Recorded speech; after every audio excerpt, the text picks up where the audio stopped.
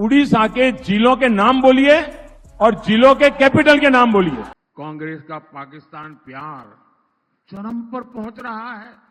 पाकिस्तान से इतनी मोहब्बत और हमारी सेना से इतनी नफरत। अगर इनकी सरकार बनी तो पहले अगले 2 महीने में योगी जी को निपटाएंगे ये, और उसके बाद मोदी जी के सबसे खास अमित शाह को ये प्रधानमंत्री बनाएंगे। अमित शाह के चेहरे की चमक देखिए, मन में लड्डू फूटा, एक नहीं 2-2 लड्डू फूटा। देखिए, पहले देखिए वीडियो देखिए। में फूटने के बाद उन्होंने सवाल एक उठाया है कि रिटायरमेंट का बेटा मन में लड्डू फूटा। प्रधानमंत्री के रिटायरमेंट को लेकर सवाल उठाया कि उम्र उनकी 74 हो गई है, 75 अगले साल। और अब जब मैंने जनता से पूछा, सारी जनता बोली योगी जी का अगला नंबर है। तो कल इनकी पार्टी के सारे नेताओं ने मोदी जी के लिए तो कहा कि मोदी जी पे 75 साल वाला लागू नहीं होगा, लेकिन एक भी नेता ने ये नहीं कहा कि योगी जी को नहीं हटाया जाएगा। तो एक तो ये पक्की हो गई पिछले 24 घंटे में बात। एक तरफ तो पूरा विपक्ष है, चाहे वो राहुल गांधी हो, अखिलेश यादव हो, तेजस्वी यादव हो, उद्धव ठाकरे हो, ममता दीदी हो या फिर केजरीवाल जो अभी अभी जेल से छूटकर बाहर आए हैं। और दूसरी तरफ बीजेपी में कोई भी मुझे नहीं दिख रहा है, सिर्फ मोदी जी के अलावा जो ओपन पिच पर बैटिंग कर रहा हो, केवल मोदी जी हैं जो ओपन पिच पर बैटिंग कर रहे हैं। जब लोग आना चाहते थे तब मोदी जी ने आने नहीं दिया, अब मोदी जी बुला रहे हैं सबको लेकिन कोई आ नहीं रहा है। ये हालत है बीजेपी की इस वक्त। और एक वक्त था जब मोदी जी ये कहते थे अपने आप को कि एक अकेला सब पे भारी, वाकई में आज अकेला अकेला ही रह गया है, कोई उसके साथ खड़ा नहीं। हमने देखा कि मोदी जी पहले चरण के वोटिंग के बाद ही बौखलाए हुए हैं। वो कभी हिंदू मुसलमान, पाकिस्तान, मटन, भैंस, मंगलसूत्र, फिर कहते हैं कि अदानी अंबानी टेम्पो में काला धन भर के कांग्रेस को दे रहे हैं। हमने आज तक ये सुना था कि देश का कैपिटल होता है, स्टेट्स का कैपिटल होता है, लेकिन अब मोदी जी ने एक नया चीज बताया है कि जिलों का भी कैपिटल होता है। कल को ये कहेंगे कि गांव का भी कैपिटल होता है।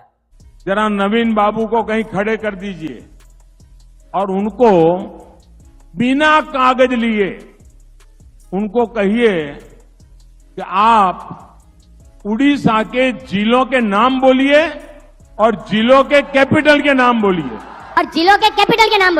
अब आप ही बताइए कि हम इसको किस तरह से लें। आज के टाइम पे जो मोदी जी का भाषण हो गया है ना, वो एक स्टैंड अप कॉमेडियन से कम नहीं। और उधर केजरीवाल बीजेपी के पिच पे जाके ऐसी बैटिंग कर रहे हैं कि हर बॉल पे छक्का। पहले कुछ लाइनें सुनिए, उसके बाद फिर ये भी बताऊंगा कि इनकी बातों का क्लेरिफिकेशन देते नहीं थक रहे हैं अमित शाह जी। सुनिए पहले। मोदी जी अगले साल 17 सितंबर को 75 साल के हो रहे हैं।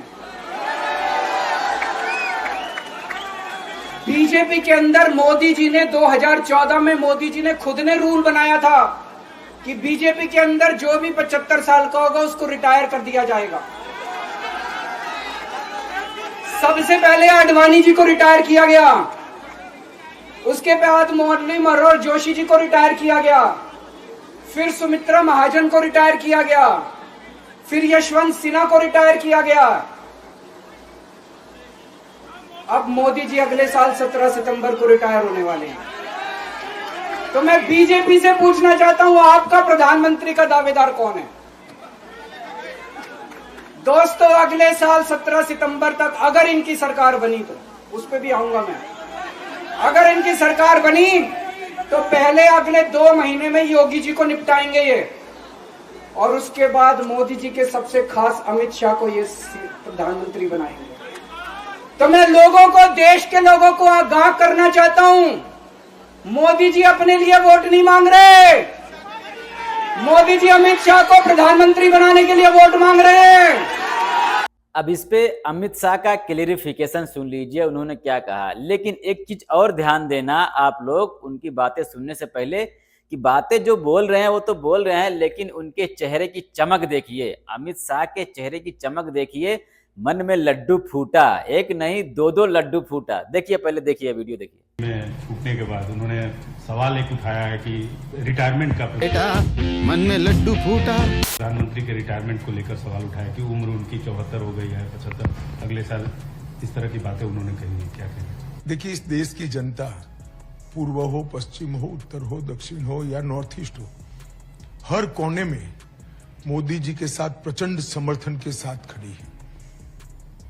इंडी अलायंस के जितने भी चट्टे बट्टे हैं वो सभी को मालूम है कि हम 400 पार करने जा रहे हैं। मोदी जी तीसरी बार इस देश का प्रधानमंत्री बनेंगे, इसलिए इस प्रकार की भ्रांति फैला रहे हैं।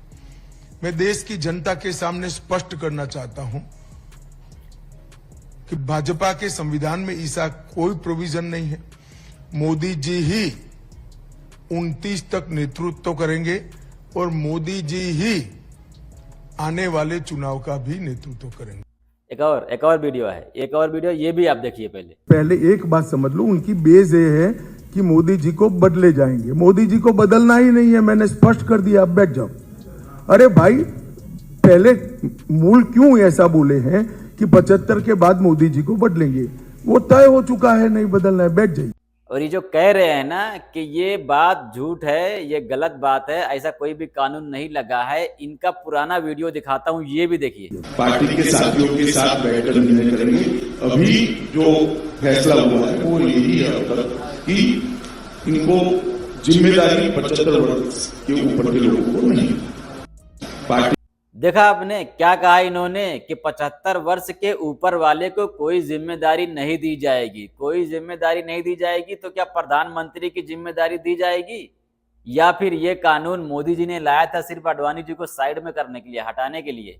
और एक और बहुत बड़ी बात जो बहुत बड़ी भी है और गंभीर भी है, केजरीवाल का ये कहना है कि मेरे इस बात पर तो अमित शाह ये क्लेरिफिकेशन दे रहे हैं कि नहीं, मोदी जी ने ये नहीं कहा था, ये नहीं लगा था, ये कानून नहीं है बीजेपी में। लेकिन जो उन्होंने योगी आदित्यनाथ के ऊपर कहा था कि इनकी सरकार बनते ही 2 महीने के अंदर अंदर योगी जी को निपटा देंगे, इस पे तो किसी का कोई स्टेटमेंट नहीं आया, कोई क्लेरिफिकेशन नहीं आया। क्यों? इसका मतलब कि ये होने वाला है, ये भी कह रहे हैं केजरीवाल। और अब जब मैंने जनता से पूछा, सारी जनता बोली योगी जी का अगला नंबर है। तो कल इनकी पार्टी के सारे नेताओं ने मोदी जी के लिए तो कहा कि मोदी जी पे 75 साल वाला लागू नहीं होगा, लेकिन एक भी नेता ने ये नहीं कहा कि योगी जी को नहीं हटाया जाएगा। तो एक तो ये पक्की हो गई पिछले 24 घंटे में बात कि अगले 2 महीने के अंदर योगी जी को उत्तर प्रदेश के सीएम से हटाया जा रहा है। इस देश के बच्चे बच्चे की जुबान पे ये था कि योगी जी को अगले 2 महीने में चुनाव जीतते ये लोग हटाएंगे। तो ये बात तो कल पक्की होगी कि योगी जी को हटाया जा रहा है। सुनिए जरा 2 लाइन, इसको भी आपको समझ आएगा। अगर ये चुनाव जीत गए, इन्होंने बीजेपी का एक नेता नहीं छोड़ा। आडवाणी जी की राजनीति खत्म कर दी इन्होंने, मुरली मनोहर जोशी की राजनीति खत्म कर दी, सुमित्रा महाजन की, शिवराज सिंह चौहान जिसने मध्य प्रदेश का चुनाव जीत के दिया इन लोगों ने, शिवराज सिंह चौहान ने उसको मुख्यमंत्री नहीं बनाया, उसकी राजनीति खत्म कर दी। वसुंधरा राजे की राजनीति खत्म कर दी इन्होंने, खट्टर साहब की राजनीति खत्म कर दी, डॉक्टर रमन सिंह की राजनीति खत्म कर दी। अब अगला किसका नंबर है? योगी आदित्यनाथ। अगर ये चुनाव जीत गए, मेरे से लिखवा लो, 2 महीने के अंदर उत्तर प्रदेश का मुख्यमंत्री बदल देंगे। योगी आदित्यनाथ की राजनीति खत्म करेंगे, उनको भी निपटा देंगे। यही तानाशाही है दोस्तों। 1 नेशन 1 लीडर ये चाहते हैं, एक ही तानाशाह इस देश के अंदर बचेगा, एक ही तानाशाह इस देश के अंदर बचेगा।